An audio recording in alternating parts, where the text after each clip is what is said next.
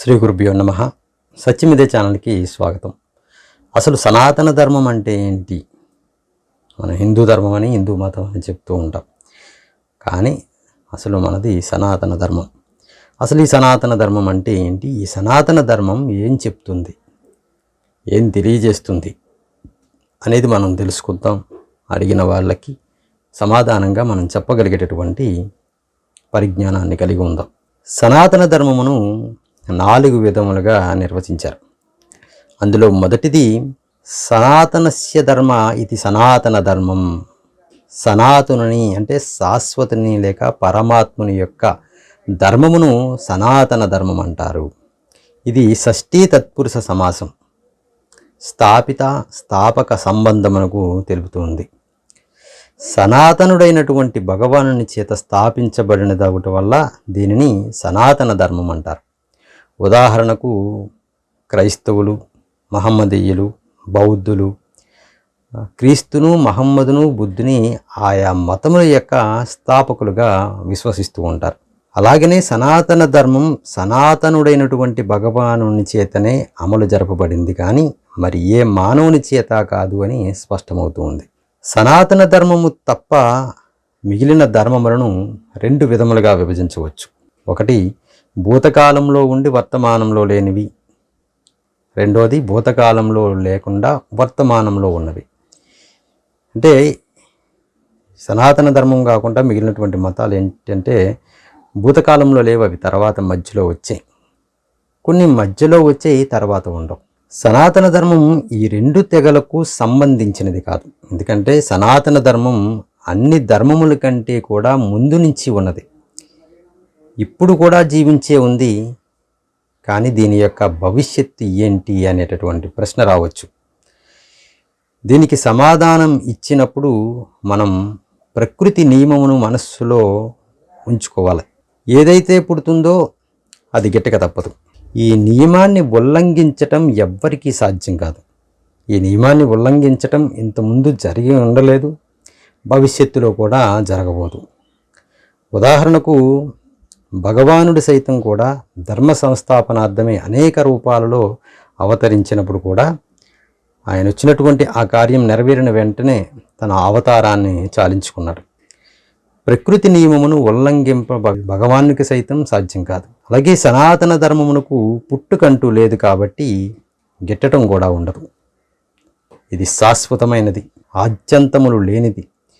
రెండవ నిర్వచనం ఏంటి అంటే సనాతనమైనది అంటే శాశ్వతమైనది మరియు ధర్మమును అయినదగుటచే దీనిని సనాతన ధర్మం అంటారు. ఇది కర్మధారాయ సమాసం. సనాతనుడైన భగవానుని చేత స్థాపింపబడుట చేతనే దీనిని సనాతన ధర్మం అనలేదు. ఇది స్వతహా సనాతన మగుట చేతనే దీనిని సనాతన ధర్మం అన్నారు. సనాతన ధర్మమునకు ఆద్యాంతములు లేవు. ఇది సృష్టితో పాటు ఆవిర్భవించి ఉన్నది. ఈ సృష్టి ఉన్నంత వరకు ఇది ఇలా నిలిచే ఉంటుంది. ప్రళయకాలంలో సైతం ఇది నశించటలేదు. అప్పుడు కూడా ఇది బీజ రూపంలో ఉండి మరలా ఈ సృష్టి మొదలైనప్పుడు ఇది కూడా ప్రజలను సంరక్షించుటకును వాటి నైతిక విలువలను పెంచుటకును ఆవిర్భవించి ఉంది. సృష్టితో పాటు ఇది భ్రమిస్తూనే ఉంది. అందువలన సనాతన ధర్మమునకు ఆదియును అంతమును లేదు, శాశ్వతమైనది.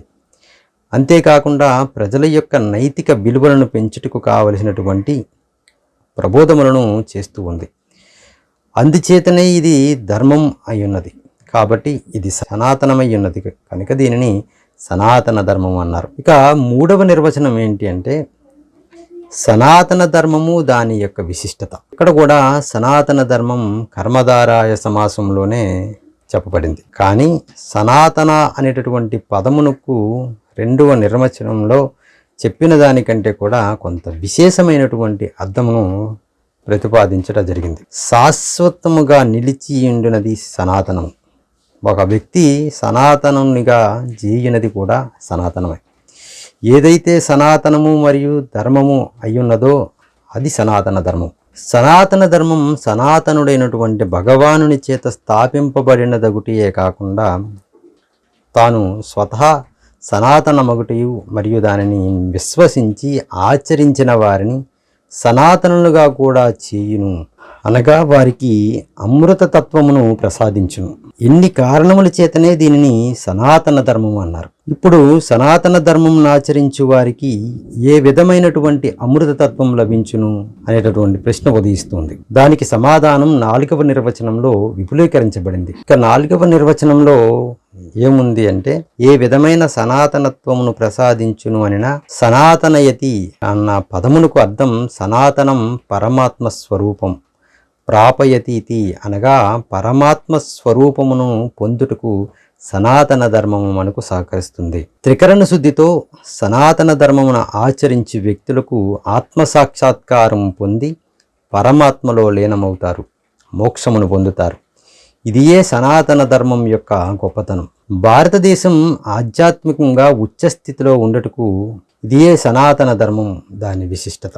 భారతీయ సంస్కృతి భవనం విదేశీ దాడులను ప్రతిఘటించి ఈనాటికి చెక్కు చెదరక తన శోభను కోల్పోక నిలిచి ఉన్నది అంటే దానికి కారణం సనాతన ధర్మం వేసినటువంటి దృఢమైన బలీయమైనటువంటి పునాదులే.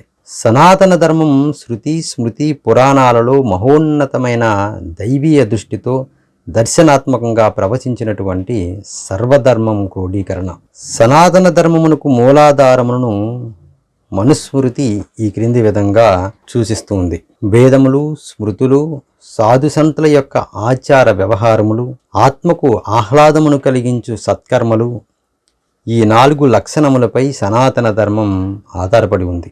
సనాతన ధర్మము జీవుడు తన ఉపాధిగతమైనటువంటి పరిధులలో ఎలా ప్రవర్తిస్తే తరిస్తాడో బోధిస్తుంది. సనాతన ధర్మం ముఖ్యంగా సత్యవాక్ పరిపాలన, అహింసా పాలన, సత్ప్రవర్తన, శాంతి, త్యాగం, దయ, క్షమించుట, ఇంద్రియ నిగ్రహం, పరోపకార పరాయణత, క్షమ, ద్వేషరహితము, క్రోధరహితము, ఆస్తేయము, నీతి నియమము, ధర్మ తత్పరత మొదలగు దైవీ సంపత్తిని పెంపొందించుకొని మానవుడు తన జీవితమును దివ్యమయమనర్చుకొను జీవిత పరమ లక్ష్యమైన మోక్షమును పొందటానికి కావలసినటువంటి ప్రేరణనిస్తుంది. దైవీ సంపత్తికి కావలసినటువంటి గుణములను శ్రీకృష్ణ పరమాత్మ భగవద్గీతలో ఈ క్రింది విధంగా చెప్పడం జరిగింది.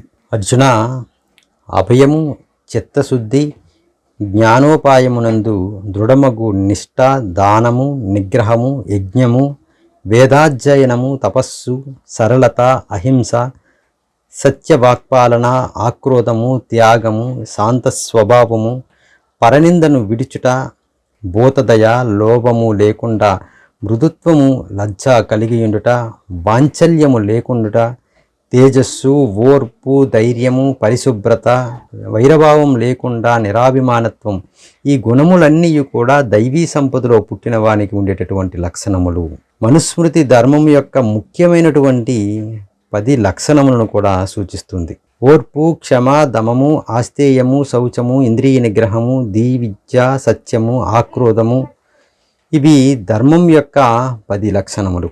సనాతన ధర్మం ప్రప్రథముగా మనుష్య జన్మ యొక్క వైశిష్ట్యమును వేనోళ్ళ పొగుడుతూ ఉంది. మరియు ధర్మాచరణ చేత ఈ మానవ జన్మను ఎలా సార్థకమును పొందుచున్నది. మనుష్య జన్మ అతి దుర్లభమైనదనియు అది దైవకృప వలననే లభిస్తుందని సనాతన ధర్మం చాటుతుంది. మనుష్యత్వం, మోక్షమునందు కోరిక, మహాపురుషులను ఆశ్రయించుట, ఈ 3 లభించుట చాలా కష్టమని, దైవానుగ్రహం వలన కాని లభింపవు. అందుచేత మానవ జన్మను సార్థకం చేసుకోవలను. మానవుడు విషయభోగములను త్యజించి దైవ చింతనయందు నిమగ్నుడై ఉండి మోక్షమును పొందవలెనని సనాతన ధర్మం నొక్కి వక్కానిస్తుంది. ఈ మనుష్య జన్మ విషయభోగములను అనుభవించుటకు మనకు లభించలేదు. ఈ జన్మ స్వర్గవాసుల కంటేనూ చాలా ప్రశస్తమైనది. స్వర్గవాసులు తమ సత్కర్మల యొక్క ఫలములను స్వల్పకాలమును అనుభవించి మరలా మధ్యలోకం అంటే ఈ భూలోకానికి తిరిగి రావలసిందే. కానీ మానవుడు ధర్మాచరణ చేతను, తపస్సు చేతను మోక్షమును పొందుటకు అవకాశం ఉంది. ఈ అవకాశము సర్వలోకవాసులకు కూడా లేదు. వారి యొక్క అంతిమ దశ దుఃఖదాయకమైనది. కాబట్టి మనుష్య జన్మ దేవతల కంటే కూడా మిన్నయైనదని తులసీదాసు తెలియజేస్తున్నారు. ఇదే విషయం శ్రీకృష్ణ భగవానుడు కూడా భగవద్గీతలో అర్జునుడికి బోధించాడు. వారు విశాలమగు స్వర్గ సుఖమును అనుభవించి పుణ్యం క్షీణించినంతటా మనుష్యలోకమును ప్రవేశించరు. వేదత్రయ కర్మకాండను శరణబొందు కామదాసులకు రాకపోకలు తప్పవు. కాబట్టి మానవుడు లౌకిక సుఖముల కొరకు కర్మకాండను శరణు పొందక, రాకపోకల యాతనలను అనుభవింపక, అనన్య చింతనతో భగవానుని సేవించి మోక్షమును పొందవలనని సనాతన ధర్మం బోధిస్తూ ఉంది. చూశారు కదండి, సనాతన ధర్మం అంటే ఏంటి, అసలు సనాతన ధర్మం ఏం బోధిస్తుంది? ఇది ఏ ఒక్క కులానికో మతానికో సంబంధించినది కాదు. సనాతన ధర్మం సర్వమానవాళికి సంబంధించినది. అన్ని మతములు అన్ని ధర్మాలకి కూడా మూలాధారం ఈ సనాతన ధర్మమే. ఏ కులం వారైనా ఏ మతం వారైనా సరే ఈ సనాతన ధర్మాన్ని పాటించక తప్పదు. చూసారు కదండి, సనాతన ధర్మం అంటే ఏంటి, ఈ మానవ జన్మ యొక్క ప్రయోజనం ఏంటి, ఈ మానవ జన్మ ద్వారా మనం పొందాల్సినటువంటిది ఏంటి, ఇదంతా కూడా సనాతన ధర్మం తెలియజేస్తుంది. వీడియోని ఎంతవరకు చూసినందుకు ధన్యవాదాలు. మరొక వీడియోతో మళ్ళీ కలుద్దాం. శ్రీ గురుభ్యో నమః.